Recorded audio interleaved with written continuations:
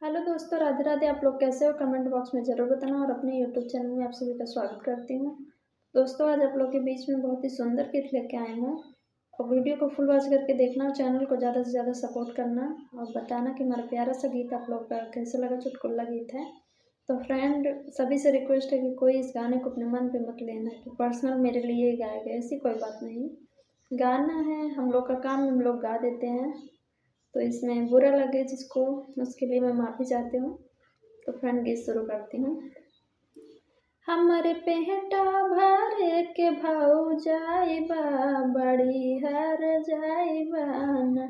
हमरे भाटा भरे के भाव जाइबा, बड़ी हर जाइबा न।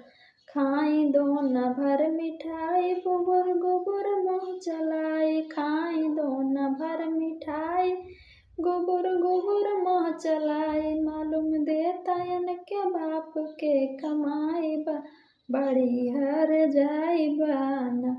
मालूम देता के बाप के कमाई बा, बड़ी हर जाइबा न।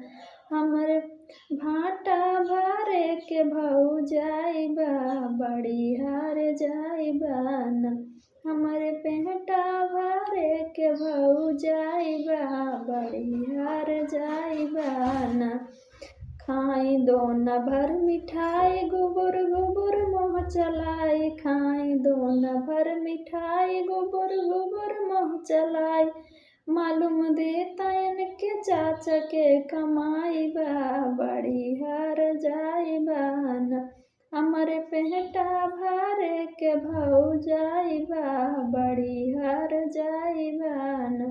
खाई दो न भर मिठाई, गुबुर गुबुर मुँह चलाई। खाई दो न भर मिठाई, गुबुर गुबुर मुँह चला। मालूम देता के भैया के कमाई बा, बड़ी हर जाइबा न। मालूम देता के भैया के कमाई बा, बड़ी हर जाइबा न। हमरे पेटा भरे के भाव जाइबा, बड़ी हर जाइबा न। दोस्तों बाय, फिर मिलते हैं किसी नेक्स्ट वीडियो में नेक्स्ट गाने के साथ। तब के लिए बाय बाय। आप लोग बताना कि गाना आप लोग कैसे लगा। बाय दोस्तों।